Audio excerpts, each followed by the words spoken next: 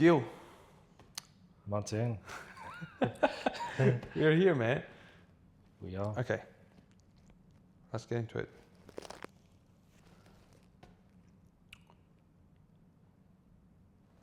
I'm really glad to be here. That's the first thing. Yeah, I'm glad to be on your podcast.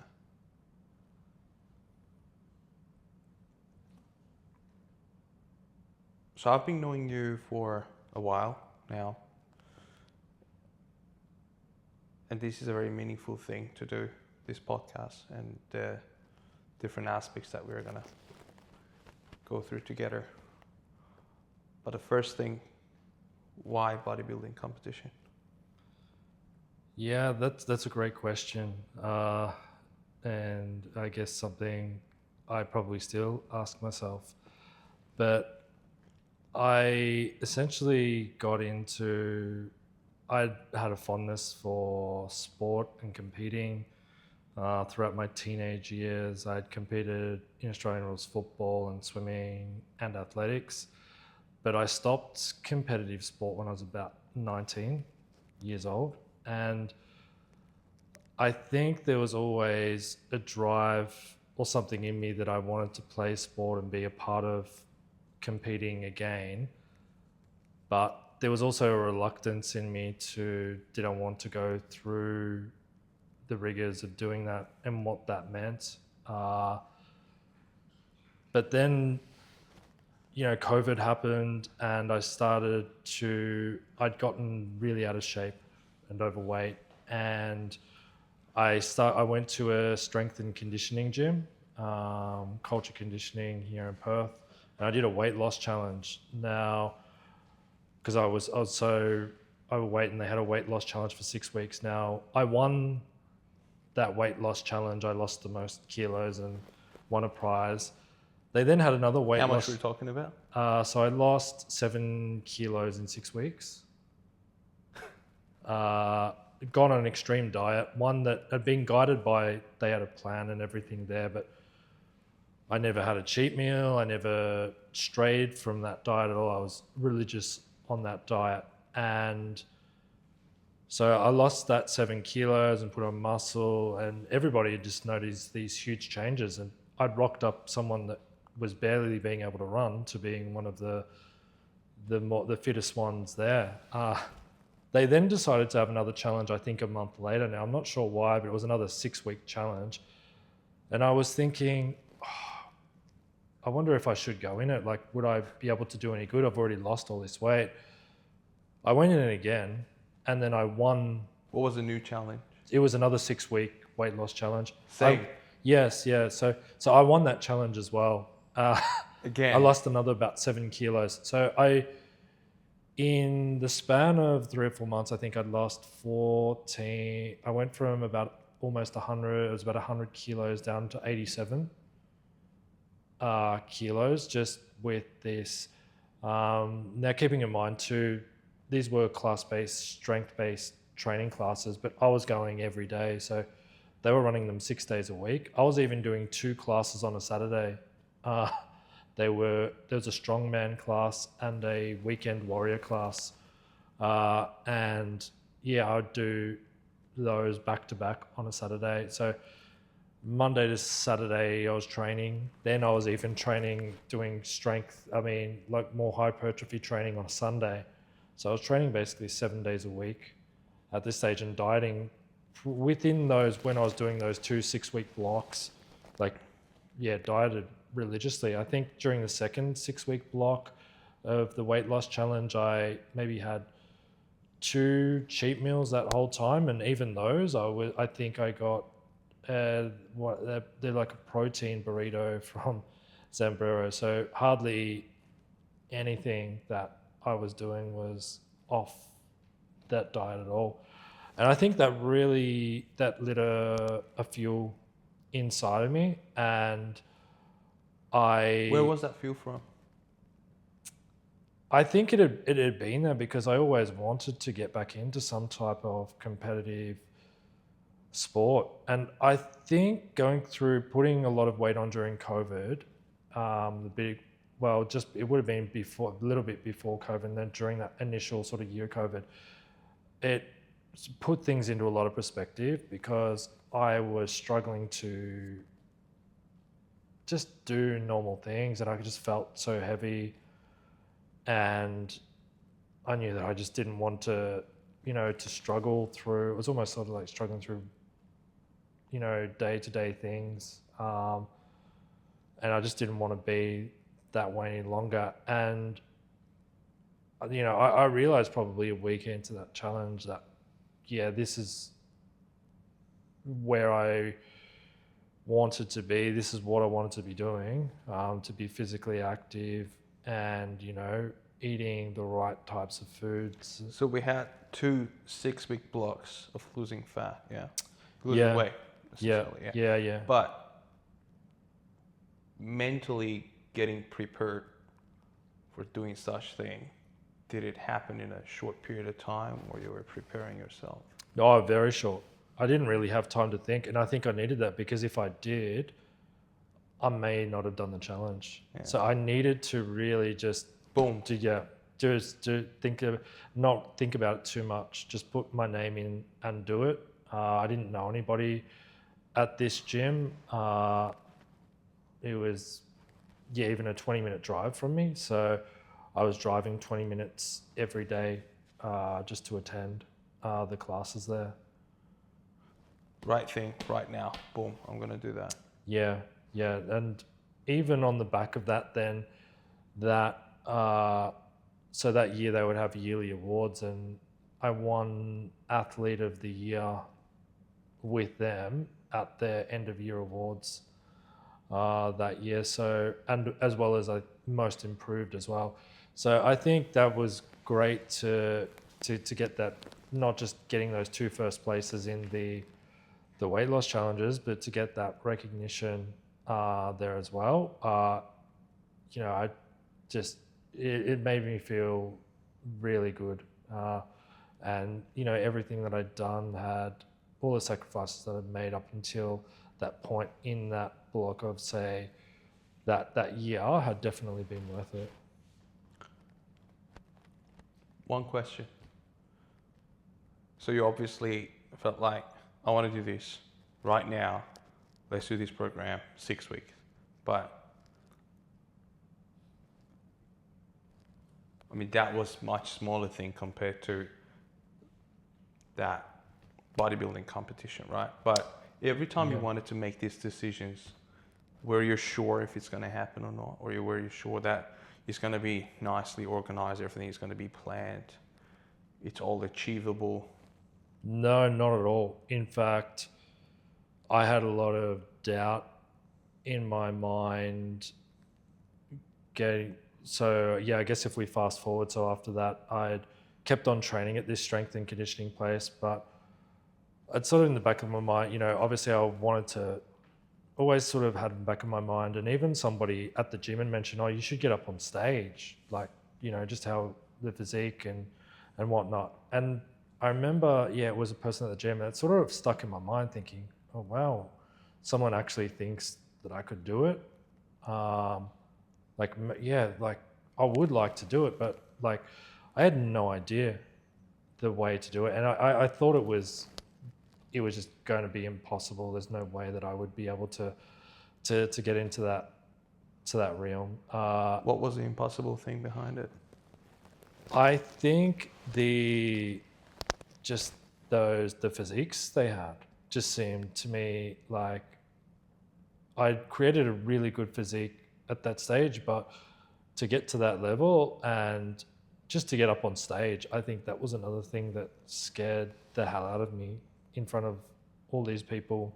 You're up on stage and, next to nothing and doing these poses. So there was a lot of, I think, doubt that crept into my mind, as well as how would I even get into this industry? I didn't really know. I'd done a lot of training on and off through gyms, but not, I never really had anything to do with anybody in the bodybuilding world at all. So I didn't even know the first step about how would I even go about doing this. And I thought, no, it's just never going to happen.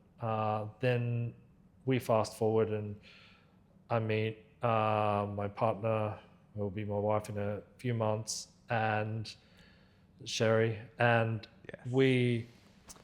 she'd mentioned she knew this bodybuilder, Alessandro, because he used to come into their cafe 160 in the city, and she said, "Oh, I can set up a, I think she initially thought, because I'd been training so much when we sort of first met at the strength and conditioning gym, that if she could get me into this, it would mean that I spend less time at the gym."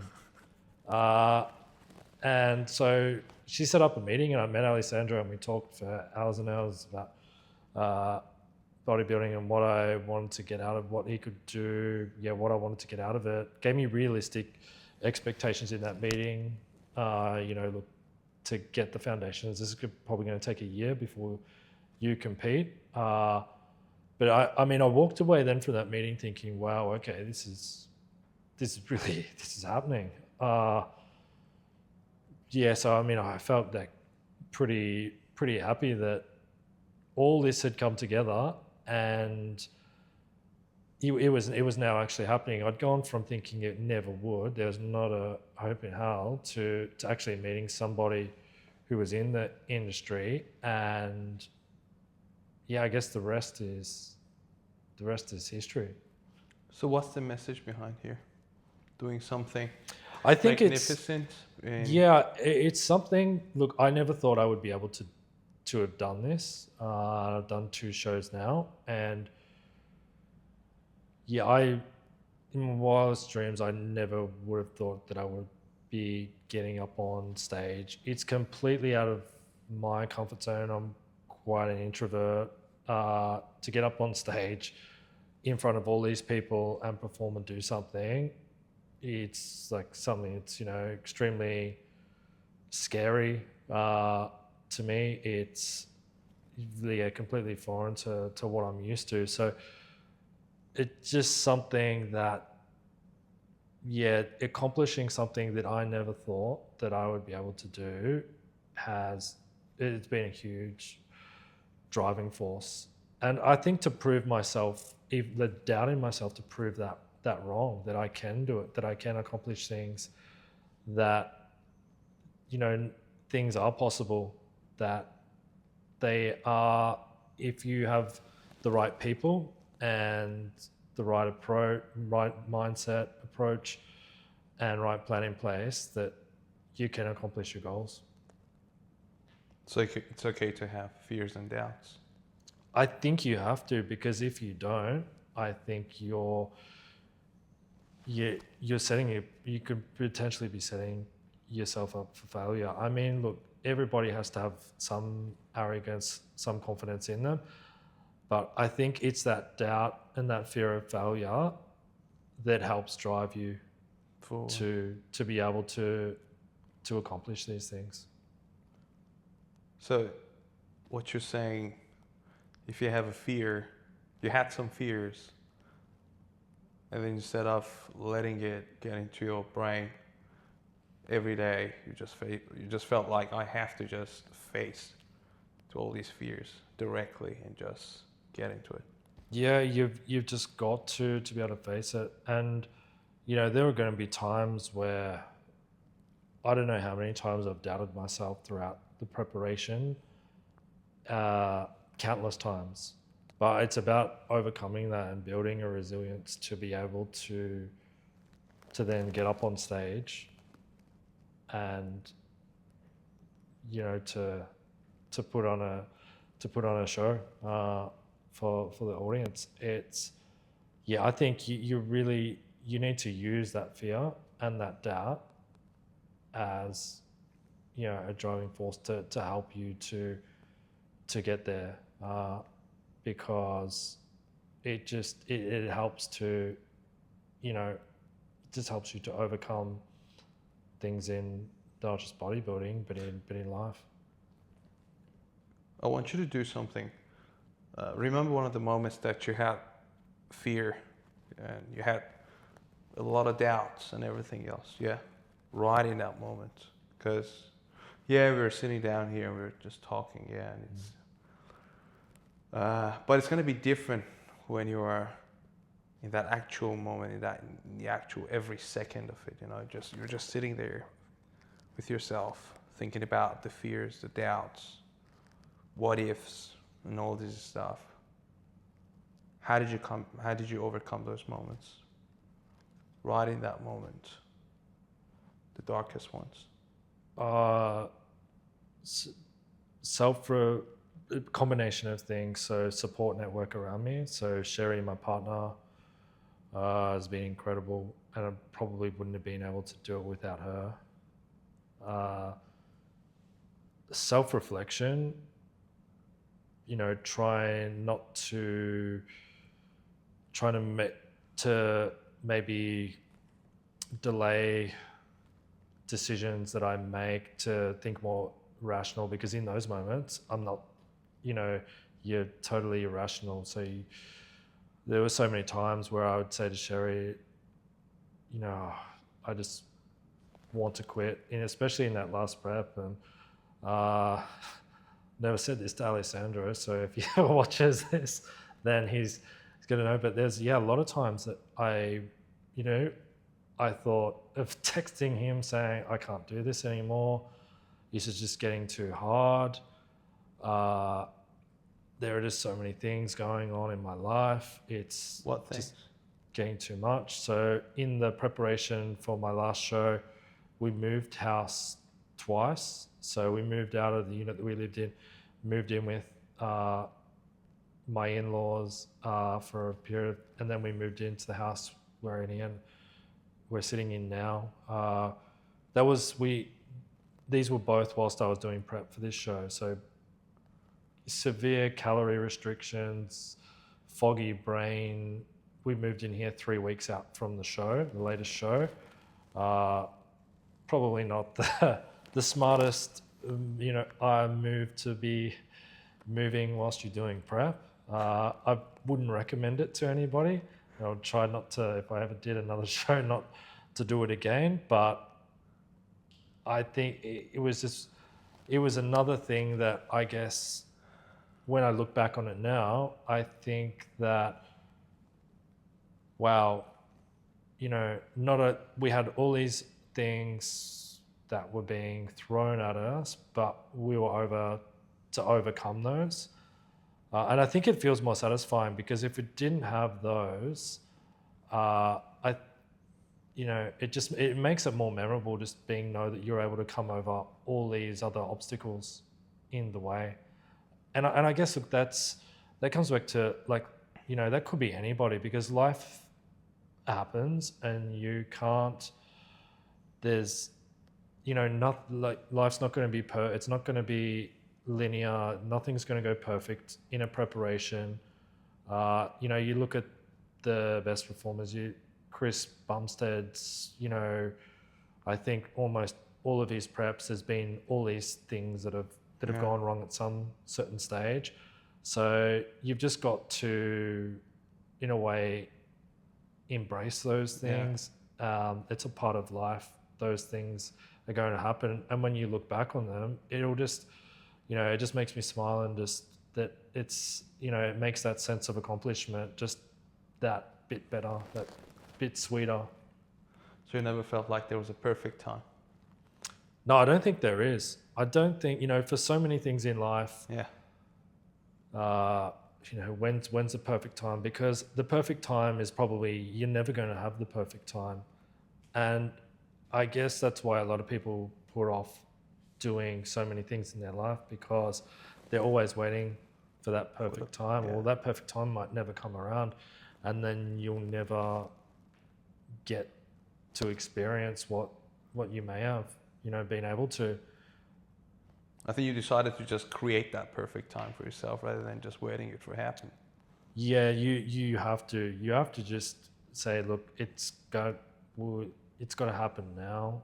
It's now or never.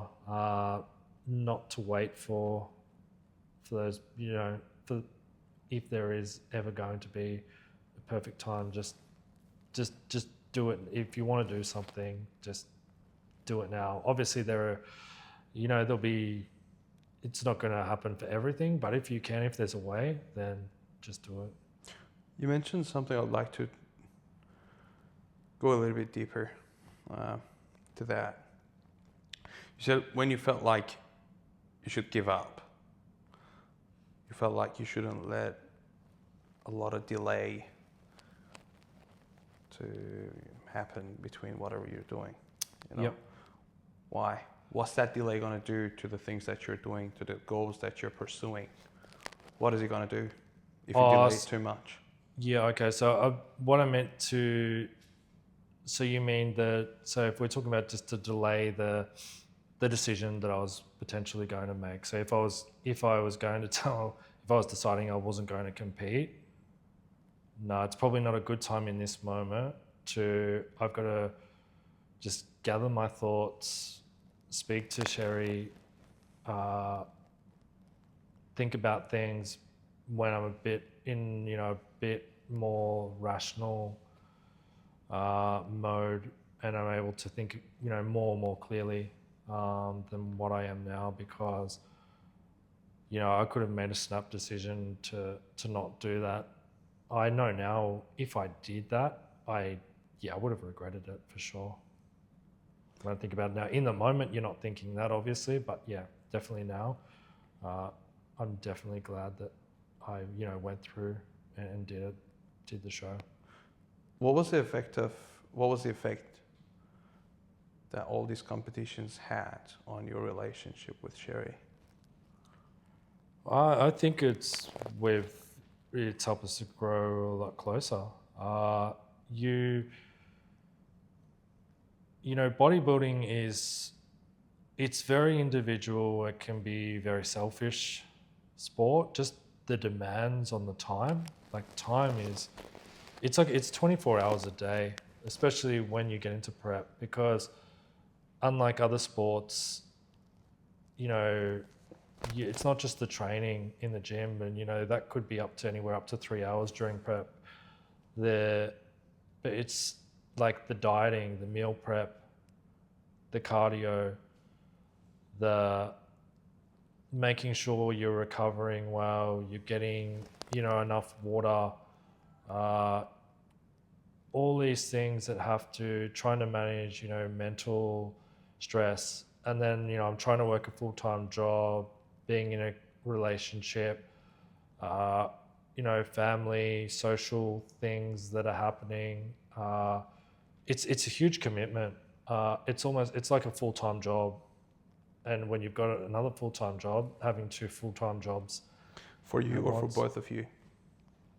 Maybe, yeah, I'd say probably for both of us in a way, because, Sherry was there, she cooked most of my meals. She helped, doing things, whether around the house, helping prepare stuff that I may have to take to the gym, for work, for whatever it was. She was there to help me, to be able to make sure that I was able to get in, in shape for the show. It's been tremendous. And I guess now you look back and I don't know how having a partner makes it, I guess, so much, that sense of accomplishment means so much more. And I definitely think it's look, at times it may not seem that way. We may, because of how much time it consumes, but I think in the long run, it's definitely have been a positive influence on our relationship. So the struggles,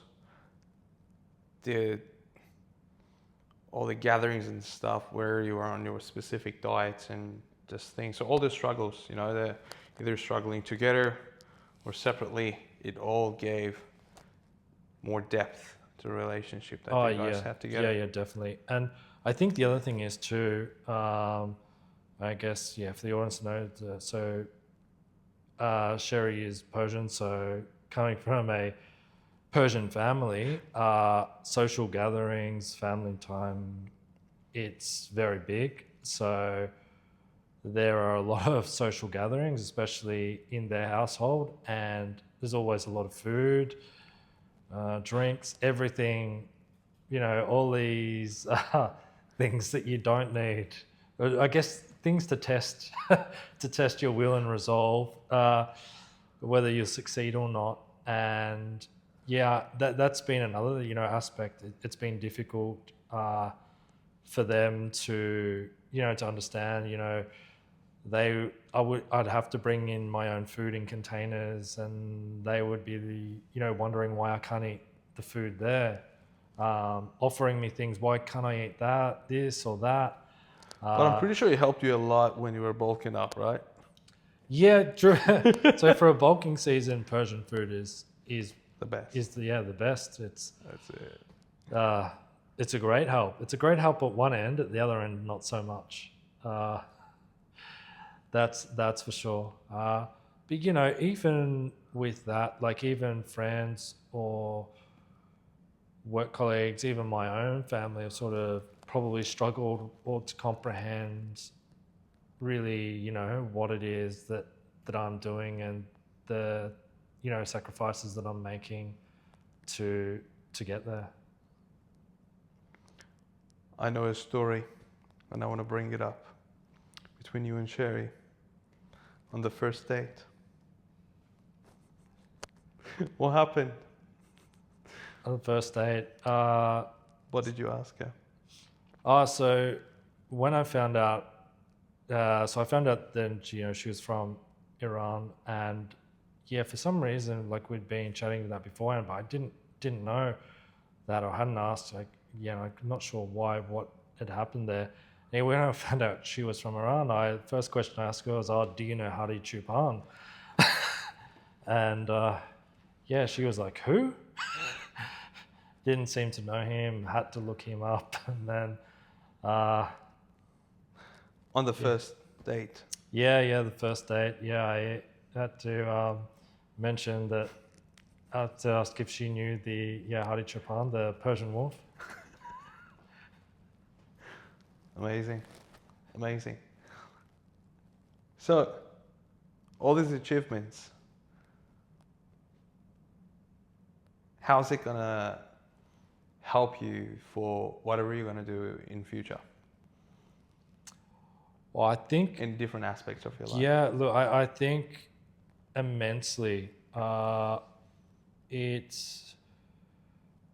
think that the resilience you have to show in bodybuilding, you can take and apply just to so many things. And look, it's helped me with work. Even during prep, I was able to interview for jobs and then end up getting a promotion at work, which was another thing that I sort of had going on at the time during prep, when I'd almost forgotten about.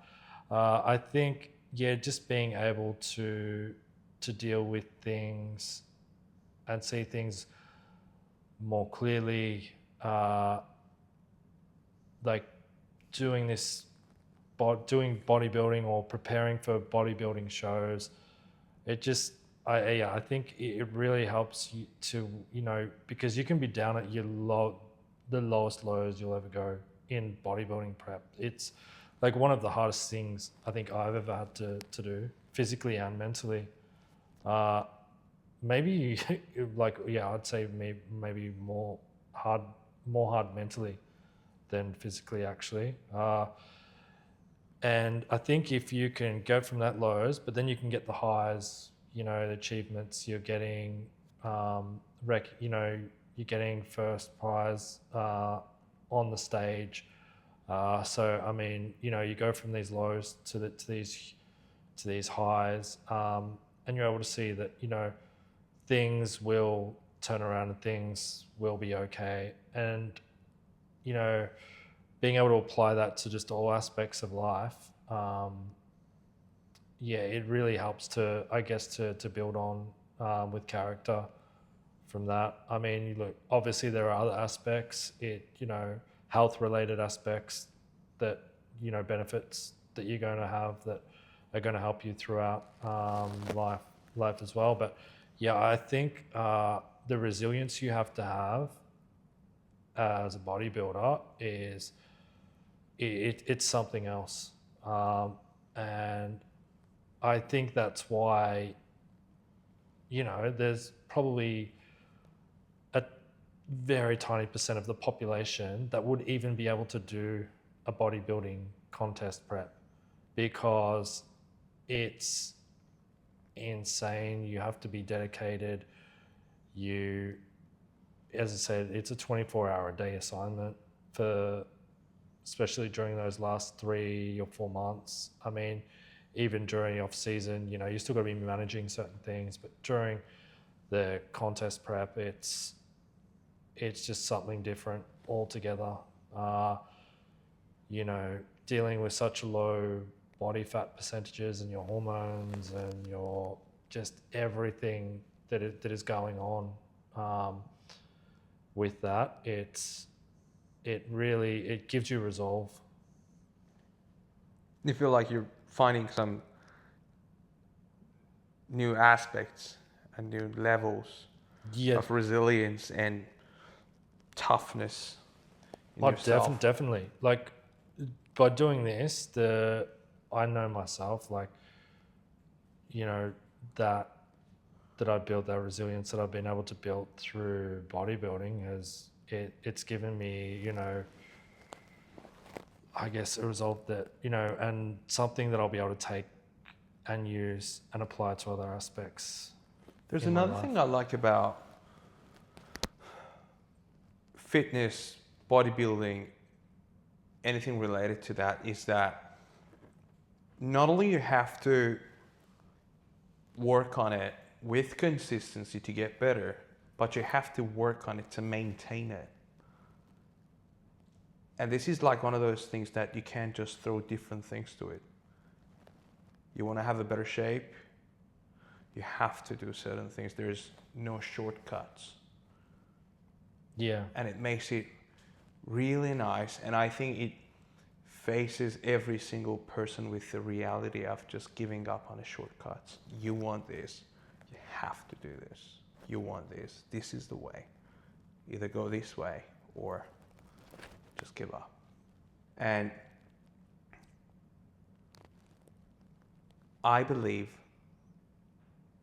doing, you know, working in this field for a couple of years, that's the beauty of it. You're giving up on different things. You keep focusing on it, and it makes you stronger, stronger, stronger. You know this is the way, even though it's hard. You stop looking for any other things. You just keep going. But another thing, you did competition for 2 years, right? Yeah, that's right. Was it the same first year compared to the second year? The challenges, everything else, either for the physical aspect of it or mental aspect of it? Yeah. Look, I thought that I would be...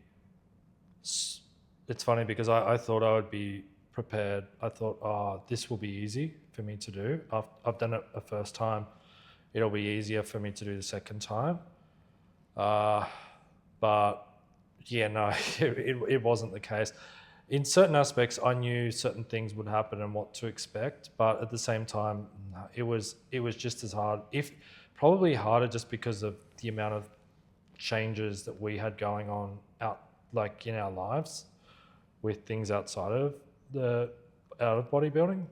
So because there were so many other changes, this one was probably definitely a lot more difficult. And so, but it really depends. That's more external factors, but probably some things definitely I knew sort of, I guess, what to expect in terms of changes in mood, maybe diet. You know, I was getting, you know, on severely restricted calories. I knew those types of things, but other external pressures probably, it probably made it just as hard, yeah, if not harder. But yeah, it, maybe if I was to do another show, maybe that would be different. I don't know though. So yeah, it's hard to say, but yeah, from my experience, definitely they were probably just as hard as each other. Yeah. I guess, yeah, the other thing you mentioned too, yeah, I'd like to touch on too, is you're right, there are no shortcuts with bodybuilding. So I think a lot of people think, and I guess like in what, in within the fitness industry, it's probably gets promoted a bit too, because people are obviously trying to sell things that there are all these magic shortcuts, but there are none.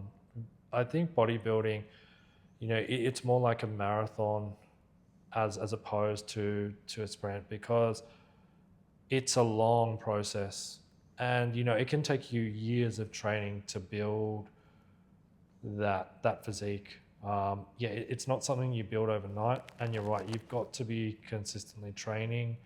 You've got to be good with your diet, your everything else. You've got to be pretty mindful of, like, year round and year on year.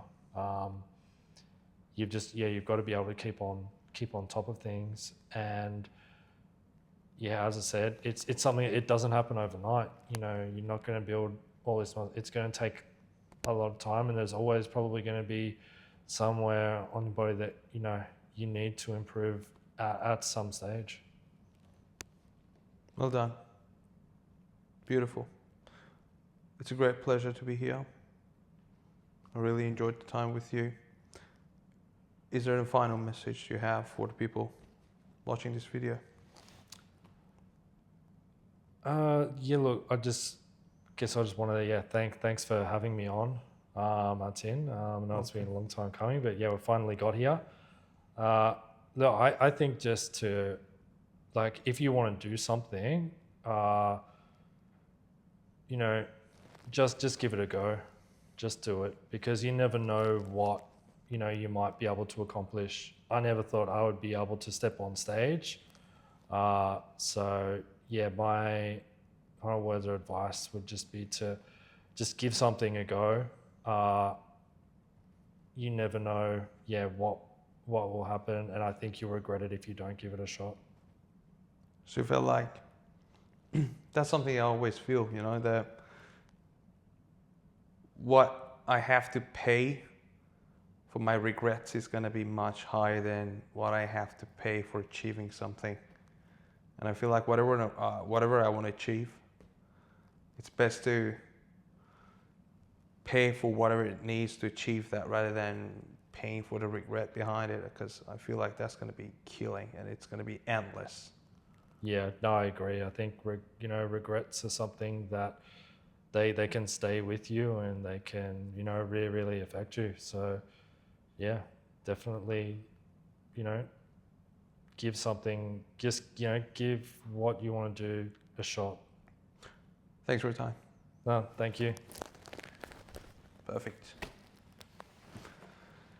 Done. How was that? Amazing. That was good. Yeah. That was good. We did it. Do you reckon it's all